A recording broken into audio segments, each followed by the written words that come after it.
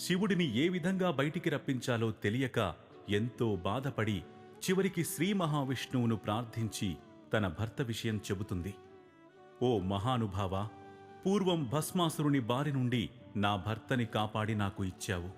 ఇప్పుడు కూడా ఏదైనా ఉపాయం ఆలోచించు అని కన్నీళ్లు కార్చింది. శ్రీ మహావిష్ణువు పార్వతీదేవిని ఓదార్చి పంపించేశారు. అప్పుడు శ్రీహరి బ్రహ్మ మొదలైన దేవతలను పిలిచి గజాసురుణ్ణి చంపేందుకు గంగిరెద్దులను ఆడించేవాడిగా వెళ్లడమే సరైన నిర్ణయమని నిర్ధారించుకున్నారు. శివుడి వాహనం నందిని ఒక గంగిరెద్దుగా చేసి బ్రహ్మ మొదలైన దేవతలకు తలా ఒక వాయిద్యమిచ్చాడు.